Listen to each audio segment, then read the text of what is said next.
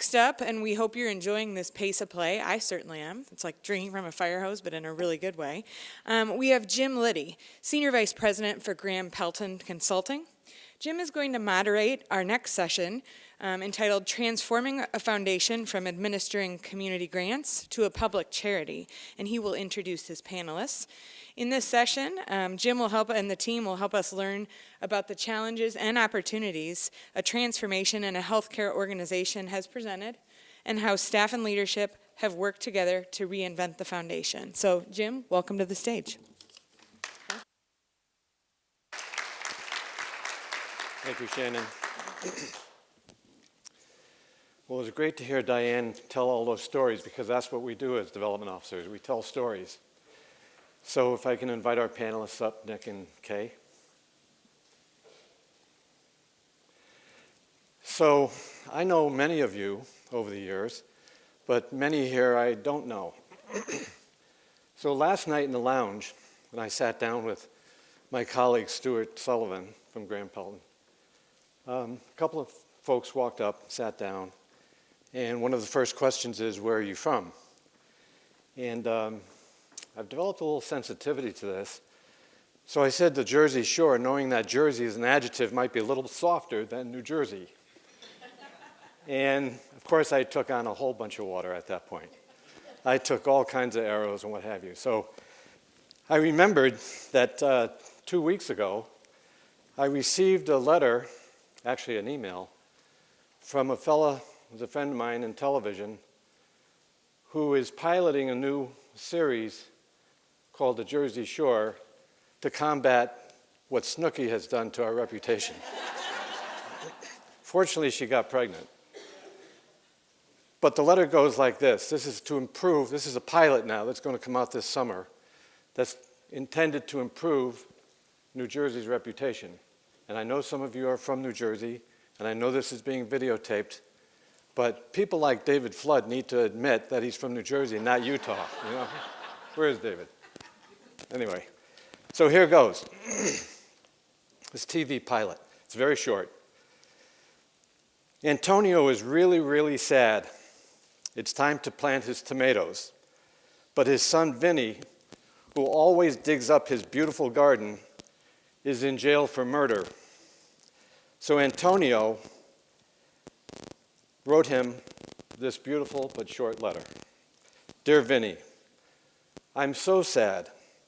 I won't be able to plant my tomatoes this year because I'm too old to dig up the garden by myself. Hope you are well. Write when you can. Love, Pop. The next day, at 5 in the morning, there were 6 FBI agents digging up the garden. And Antonio was watching this incredible sight.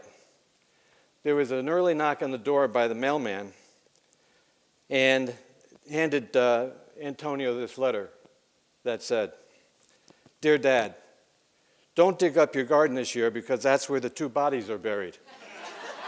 Love, Vinny. P.S. I hope the tomatoes are great this year. It's the best thing I can do for you under the circumstances. So that's the new pilot coming out.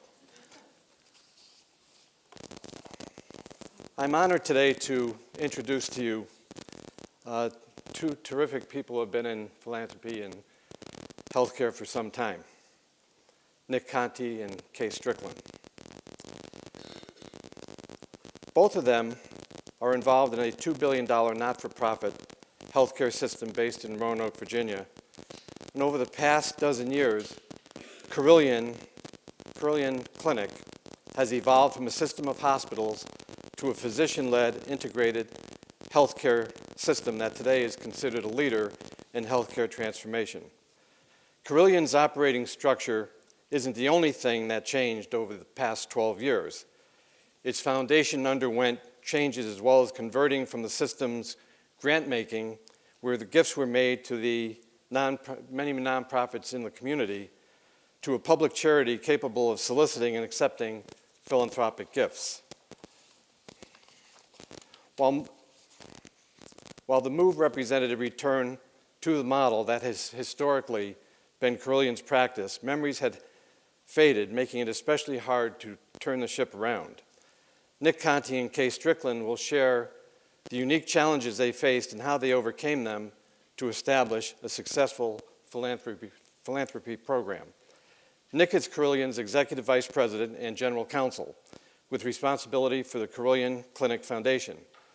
Prior to joining Carilion Clinic in March of 2016, Nick served as chairman of Woods Rogers, Western Virginia's largest law firm, headquartered in Roanoke with offices in Charlottesville, Richmond, and Danville. Nick has extensive experience advising boards of directors and executive teams on a broad range of matters. His expertise ranges from managing complex transactions, including mergers and acquisitions, to risk management and contracting best practices. Nick serves on the board of Carilion Clinic Foundation and has been instrumental in transforming its mission to include generating community support for the clinic. He also serves on the board of the Virginia Tech Carilion School of Medicine and is active in many community organizations. Kay Strickland is Carilion's Chief Development Officer for the Carilion Clinic, oversees the Carilion Clinic Foundation, and has led the foundation's successful retooling. Since joining Carilion 9 years ago, Kay has been instrumental in developing and establishing philanthropic programs for the clinic, which is headquartered in Roanoke. Prior to that, Kay was the Executive Director of the Western Virginia Community College Educational Foundation, Senior Director of Major Gifts and Planned Giving for Hollins University, and Executive Director of the Virginia Museum of Transportation for 12 years. Kay has also served on museums, national boards, and national, state, and local boards as well. We'll hear from Nick first, and then Kay, then open it up for your questions. Please welcome Nick Conte and Kay Strickland.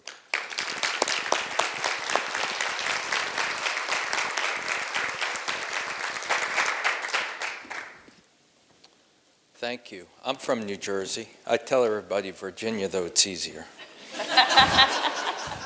That's actually a true story. Somebody asked me, how'd you end up in Roanoke? I said, witness protection, and they believed it. I'm not making that up. That's a bad sign. Let me see. Is this, do we have the slide deck up? Oh, there it is. There we are. I thought I would start, maybe I'll do it from over here, just by telling you a little bit about Carilion. You've already heard that it's a $2 billion company, so in healthcare, not huge. We have 1,000 employed providers and a little over 13,000 employees, and this will become relevant as we talk about what we tried to do and what I think we have done in innovating both what is now a clinic and then the related foundation for it. We have 7 hospitals. It includes a children's hospital and a variety of ambulatory centers across a relatively rural part of Virginia. I'll show you our market area in a moment. And a number of years ago, maybe around 2006, and listening to our first talk today, it brought all kinds of memories back, very few of them pleasant. We had a CEO, a predecessor to our existing CEO, a gentleman by the name of Ed Murphy, who is a physician, handed out a book. And I was outside counsel. You've heard I ran a law firm until recently. And I was one of the people to get this book. And basically the gist of this book was the baby boomers are going to wreck the healthcare system. We can't afford to continue on this model. We've got to change. And the population growth in this part of Virginia is going to age faster than anticipated. And we're going to have costs and a curve that is not going to work. And I think he said we baby boomers, which caused me then and again today to check and see where Generation X starts, and I think I can put myself right at the beginning of that. So it's the rest of you that are causing. It's still about me, but it's you causing the problem. And so he came up with this idea that Carilion, in order to grow, in order to serve communities, because remember, that's what we're here to do. We're actually here to serve something and to deliver a needed service, needed to change in order to continue to attract talent to stay viable and to stay financially sustainable. And so they came up with this crazy idea that we'll spend some time thinking about. I thought it was crazy at the time. That ended up working, which was to partner in a public-private partnership with a research university in our part of Virginia. That's Virginia Tech. For those of you that are watching March Madness, they play again here soon.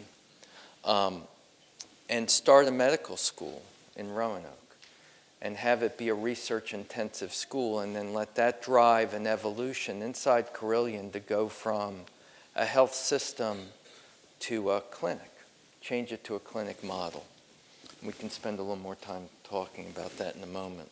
And I'm sorry to be staring at this screen. Some of you may wear contacts, and I didn't put a new set of contacts in my suitcase, so everything's good if I look this way, but there's nothing out here.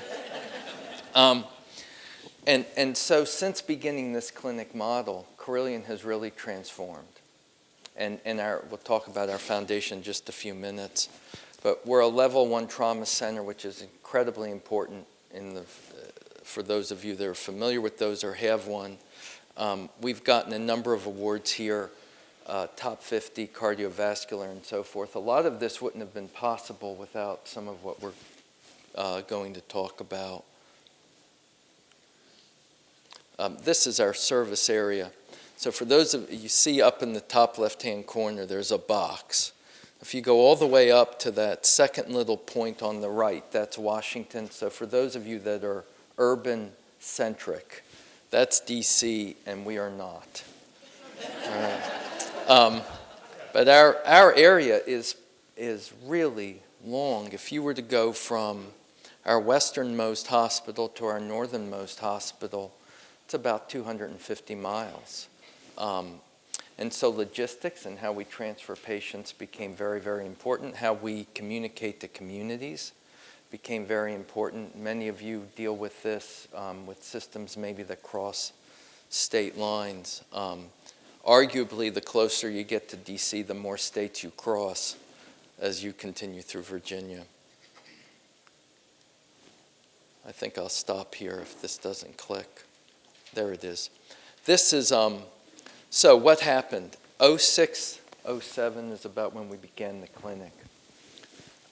You'll see the number of physicians we had. 2011, so the medical school, we broke ground in 07. In 2011, we had two really important things happen. We had a CEO change to our current CEO, Nancy Halagi, who just finished her stint as president of the American Hospital Association. So we thought that was pretty cool. I don't think anybody would have thought we'd have an AHA president from this part of Virginia. For one thing, I didn't think our airport could get her anywhere. But it turns out it can. And the second was Strickland came on at about that time, which was, that was really transformational for our foundation. Hiring a chief development officer that knew what she was doing, that had a vision, makes a big difference, especially for people like me who have no vision, almost literally today. So these photos that you see in 2007 were a brownfield. There was a mill there, silos that I think went underground 10 stories and above ground 15. Nobody wanted to touch the soil. And now we have these buildings coming up that are evidence of the transformation that has occurred just very, very quickly. Our medical school, the Virginia Tech Carilion School of Medicine, which just started as an independent school for a lot of reasons, not the least of which nobody knew if it would work. So why take down a whole university while you're trying? is now one of the most competitive in the country. It's small, though. 42 students in a class, and is research focused. That ability for our physicians to teach in really sort of a state-of-the-art medical facility has helped us recruit and build some of the sustainability that you saw in the numbers on that chart a few moments ago. And we talk about more here. This is, these are some pictures of a new research institute that's going up in the same area. This is the second building for a research institute, which is separate from the medical school, is based on a variety of areas, but we're focusing on 5 domains in the Research Institute. Those domains were picked by looking at expertise in the clinic, what we thought was national expertise, and national expertise inside of Virginia Tech. Those were, so this is a test, brain health, cardiovascular, infectious disease, obesity and metabolism, which was intended for me. And then the 5th was biomaterials. And so we're building a new building together with Virginia Tech. We're separate institutions, which makes the fundraising a little tricky, and we'll talk about that. But focusing on the strengths of both partners, and have gotten national attention as a result of that. And we're now, if you look over to the right, because things weren't really hard enough for us, we're now going to add another university to the mix. Radford University is also located in our market area, because they have, on top of many other expertise, they have a really, really strong School of Nursing. We do too in what we call our Jefferson College of Health Sciences. We determined that to really build what we think an academic health center of the future looks like, which for us will be a partnership, not one entity, we needed really strong allied health. And so we're adding that to the mix. So we'll be adding another foundation, another university, just to give Kay a little more challenge. Right. And I'll stop here, but the economic impact across our footprint has been significant, which has made a really big difference. So that's who we are. You can take it from here. Don't ask anything hard. Well, I was curious about when you partnered with Virginia Tech, they did not have healthcare. They had scientific research. You had the healthcare, the clinical practice. How did you go about finding faculty for the School of Medicine? Did you have people from the Virginia Tech side become faculty members, or how did you go about recruiting faculty? Because you started in 2007 and didn't open until 3 years later. Your first class was in 2010, I believe? You're exactly right. And we weren't accredited. You know, the way these things work, you're not credited until you graduate that first class all the way through. So it was a real leap of faith for the students, too. We did it, well, we did it the easy way. Our physicians, we had really good physicians, and not unlike the business plan you heard of. Somebody must have had a book, How to Start a Medical School, you know, and the book was too thick, so they just said, read the outline, read the table of contents. So that's a big piece of what we did, and this predated my being inside Carilion, but I've been in that community for a long time. That's what we did. So we set out to find a dean for a medical school, which would be like me saying, you know, we're going to build a condo in that corner. Who wants to lead the project? I mean, people were looking at each other like, what are they going to try to do? So those were the first couple of hires, a dean and a couple of assistants, someone that would wake up every morning thinking about what does a medical school look like. And then our physicians began to teach And we have, so we already had a pretty robust graduate medical education program at Carilion. We'd already been partnering with some universities, including the University of Virginia, that had healthcare. We had residents, lots of residents. In fact, for those of you that are familiar with healthcare finances, you can get a certain number of residents and you sort of get reimbursed for them. We pay for a lot more, and I'm told that we pay for more than any other place in the country in terms of out-of-pocket, and always have, because that was a very rich and important place for us to recruit. So about 500 of our physicians teach in the medical school. Kay, could you tell us now about the fundraising part of this, which is really fascinating?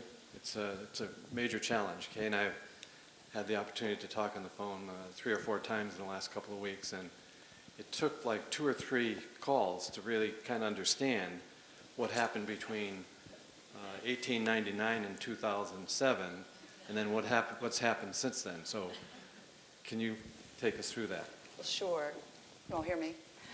I identified with Diane a lot because I came from the non-healthcare side, so that acronym thing, oh my gosh, I'm still trying to, on my phone when somebody says something, I'm trying to figure it all out. You know, I was so excited to come to work for Carilion because of the change, because of the challenge. Our CEO, just to brag on her a bit, really started as a nurse and rose through the ranks and then became the head of this wonderful new clinic model. The challenge had been that in our community, the Carilion Foundation had been seen as the great provider. It gave away about $2 million a year. So we had to, when I went into it, I had to stop that, which really made me so popular. But we also recognize that it's so important that as the largest employer in our region, we continue to benefit, to provide benefits to our safety net providers. So our outreach area does continue to do that, but we've in the last 9 years, we've had to change that whole image of the foundation. And we've also had to work with Virginia Tech, which is our partner, our collaborator in this great new model, which is wonderful. And so first steps, what do you do? Well, those of you who've been there, you know you have to start internally. You have to get with your leaders. You have to make sure they have permission to begin to reach out to the community and to think about what philanthropy is and what it can do for them. So it was wonderful. Nick has not said to you that he was actually on the board of the foundation, and then they hired him. So he has been a terrific asset for me because he sees both sides. He sees the foundation board side, what the foundation board would want, and he sees the internal side. He can tell me what they want. So our CEO did something really smart. She started a leadership conference. That's the first thing she did. And she brought in all the leaders of Carilion, but leaders from the outside too, and began to talk about what that clinic model looked like and how the community could impact it. May I interrupt for 1 second? Sure. So just so that you understand, perhaps this is not really clear, but from the beginning of Carilion, back in the late 1800s, the foundation raised money for the community as a, I'm going to say, quasi-united way, if you will, and gave away like $3 million a year. It did not raise money for itself. And so this transition is now to somewhat abandon these grants to the community and start raising money for Carilion and become a public charity. So that's the intersection that Kay is describing at this point. Is that correct? That is correct. And 1899 in Virginia doesn't sound old if you're curious. And I was seriously bummed that when I got hired, we changed that whole model. Wouldn't that be much more fun to give away the money? But regardless, I think using that leadership model, I think some of the the great opportunities that we have found within the community to reach out to the community. We do an executive healthcare forum series to build advocacy. And the first thing that we did, and this is under the leadership truly of our CEO, is we started a healing arts program. How many in this room have a healing arts program? Do you know? Well, we felt that was a good, gentle way to enter into the community and solicit partnerships. And it has proven to be quite a good opportunity for us to begin to get folks from the community involved in what we do. So that was our first step. So when you made this transition, did you have any backlash from the community when you stopped giving grants to the community? Or were you making the case that the added value was for what they needed in healthcare, and this was going to be a net improvement for the entire community? Well, remember, we do still give money to the community, but what we did, which I think is what needed to happen, we sort of right-sized, giving it to our outreach area, and I serve on all the grants, on the grants committee that looks at the grants that we get from the community. We fine-tuned it. We made sure that any of the requests that we award have some relevance to what our goals are, our objectives. And that hadn't happened really before. You know, it was just all across the board. And that's taken a little time. It'll take a little time to do that. But I do think that what it has also helped to do is to sort of right-size the community. You've seen a lot of change in our community, mainly because of this new clinic model. It's really changed our, what do they call it? We were a train town, and now we're a brain city. So that whole, the whole model has allowed for this transformation, particularly in philanthropy. Okay, so now for the zingers. Let's just take it a step further. And I think there are probably a number of us out there thinking about this partnership with Virginia Tech that has a robust fundraising office foundation and 7 hospitals with Carilion and a much bigger institution than it had been and a big foundation that's growing. And there's this thing out there that's called Grateful Patients or Grateful Families. And there has to be some type of term sheet or coordination or understanding about who has access to these grateful, who has initial access to the grateful patients, because I'm going to assume for a second that the clinicians in your hospitals have teaching privileges at Virginia Tech. And so there's got to be some challenges in that area with regard to grateful patients or grateful families. Are there? No. Any other questions?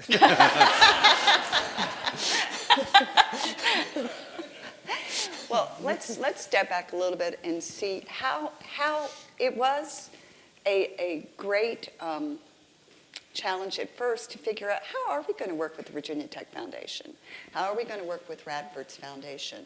What does that look like? Because we're not a huge community. I mean, the metropolitan area of Roanoke itself is 250,000 people. Now, Virginia Tech has its alumni, and who are our alumni? Our patients, of course, but we are not for profit. So you know how that works. And I can say that I think it's worked really well. Now, the Virginia Tech Foundation, the person that is in charge of the whole model that affects Roanoke, and I have met on a regular basis. She'll say, you know, okay, we're going to approach these folks. In other words, okay, I hope that you're not going to approach these folks. But I also believe that's really smart, because at the top, and I'd love for you to speak more about this too, we're all in it together. The CEO wants Virginia Tech to be successful because that makes us successful. Do you want to speak to that a little bit? Yeah, sure. So, of course, there's some of that. But like the mergers that we looked at earlier, things are changing in healthcare. And so we think that this is an important model, the ability to partner rather than everybody owning everything. Partnering, looking at what communities need, how we're delivering Healthcare, in this case, it's a tricycle, is how we speak of it. The big wheel in the front is the clinical care, because that's really what we're trying to deliver. 2 wheels in the back, very important, research and education. And so you need to take a step back and think of it that way. This was something we're doing for our communities, for our patients, for their students. And so how one approaches that as a partnership does take some documents and some discussion. But I think I'd say it this way to all of you, each one of you who are innovating, and you're all trying to innovate, you can't both be innovative and expect everybody to have already done it. That can't be the case, all right? So when you look at what's hard, unless that's usually a good sign that at least you're doing something different. And so for us, there is some of that. The medical school started as its own private institution. It wasn't part of Virginia Tech until just June of just this past summer. It migrated into Virginia Tech. So it was its own school with its own independent board. That's how I served on it, just as a member of the community and somebody who people like Kay would ask to write checks to. Thank God that piece is slowing down a little bit. And then how we went about and how we go about fundraising depends in part on what we're fundraising for. And there are a very long list of needs. Now, this would be either for Kay or for Nick, that when I looked into Carilion, I understood that your residents and your fellows are very much encouraged to be involved in research as well as clinical work.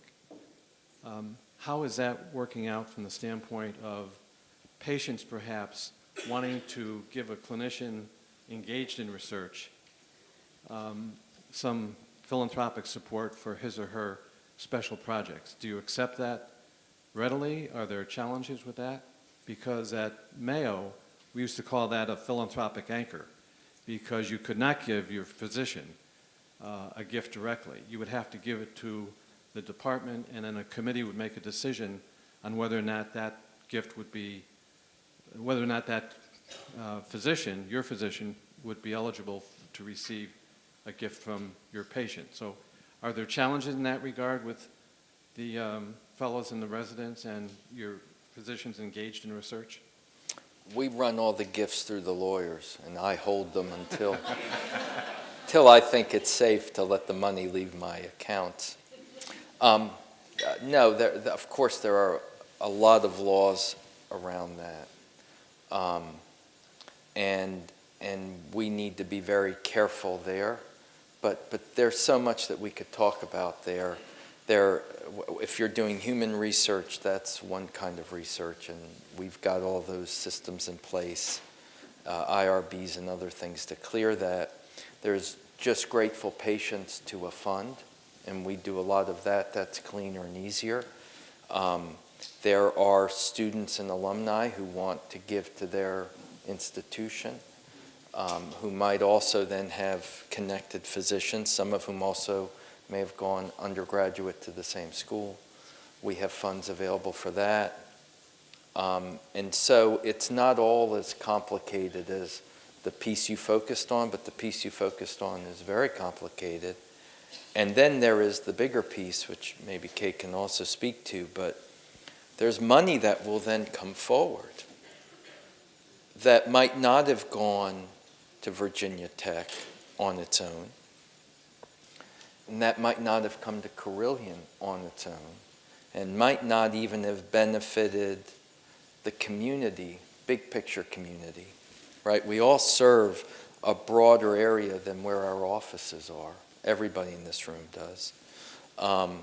That might never have come out. And so just recently, we announced a gift. I think it was the single largest gift to Virginia Tech as a result of this effort, $50 million which used to sound like money to me. Those of you in healthcare, I don't know how much it's going to take, but it's more than 50 million. It's more than 10 times 50 million, probably, from a family, a trust, that so liked the model, liked the ability to bring research to bear nationally from that part of Virginia, liked the economic development opportunity, the ability to generate some spin-off companies, which are also beginning to start. They just announced they were going to give this gift. So I think part of what we've seen is that this unlocks money. So you think of it as a pie, and Kay has taught me this, but it's not true. You know, a pie assumes you're reslicing pieces in a stagnant pie. That's not what this is about. This is about a growing pie. And there's money out there in all of our communities that we don't really have to, you're not necessarily taking from anybody else nearby. Some of this money isn't going to go anywhere unless you come up with the right idea for it. And I think that's part of what we're seeing. You can fix anything I say. Any of you who might have a question after this, I'll ask one more question and then ask you to step up to the mic if you would. But I'd like to ask Kay, rumor has it that there may be a campaign in the offing for Carilion, and what kind of coordination would you have with your partners in Virginia Tech if you were to have a significant, comprehensive, or perhaps a capital campaign? You should ask Jim for some money I was going to first. say, Jim, I think wants to be our consultant. What do you think? So how would we work with Virginia Tech? Is that your question? In a campaign environment. And that gets to the clearing of prospects, and because your catchment area is such a finite area, and Virginia Tech is this behemoth there in that community, and if they beat Duke on Friday, then it's going to be That's all of our. it's going to be impossible to Well, I think we've already proven that we have a model that works. I do think that there's a general respect about Carilion and Virginia Tech. We, of course, and you all know this because we have access to our patients and Virginia Tech does not. And so grateful patients are, you mentioned that earlier, that's a great opportunity for us. And we see that. But I also see that Virginia Tech will be a partner in some of the big projects because we do have a big expansion project there are no media here, right? So we haven't really announced that yet. But we do have one on the forefront, and they'll be a player with us in that. So I foresee that we may want to go for some of the same folks, but I believe that we've proven that we can do that together. Terrific. Are there any questions that anyone might have in the group? Any final comments that you might, oh, there is a question over here, I'm sorry. Yes, sir. Would you identify yourself, please? Yes, I'm Bill Neal from West Virginia University. I'm a retired physician. And you indicated that the front wheel of your tricycle was the clinical enterprise, and I think it's a very intriguing and somewhat unique approach to start a new medical school with a very, very strong research focus, because generally it takes generations to mature a research enterprise. So I'm still curious as to how you maintain the clinical enterprise, which really requires almost full-time work on the part of your clinicians, and at the same time, how they have time to really be competitive nationally with research. Dr. Neal, we can't answer hard questions here. That's a great question, and it goes to the core of how we manage it inside the clinic. So thank you for asking it. You want me to start? Yeah, okay. I was afraid of that. Yeah. So Well, there are a few layers embedded there that I think matter for any foundation, any fundraising anywhere. The first is, and we heard some of this in our second talk, you've got to have trust inside of each institution. Now, in this enterprise, these are institutions, But it wouldn't matter. It wouldn't matter if you are CVS and Aetna, and I share our first speaker's view that that's one worth watching. They figured out how to ignore those boundaries that we all see, and they see something different, right? That's the trick to scaling up fast in a merger, seeing yourself together and different. For us, these are separate. So the first step is you've got to make time for people, physicians in the case of your question, to undertake the work that you need for this to be successful. And so part of what was done inside our clinic, I think in sort of in hindsight, a brilliant way, but it's in hindsight. In foresight, I'm sure it was, nobody was trying to climb a ladder, they were just trying not to fall off a ladder, I think, was you had to make time. You had to amend contracts so that physicians who were going to teach understood that that was valued by us at the clinic.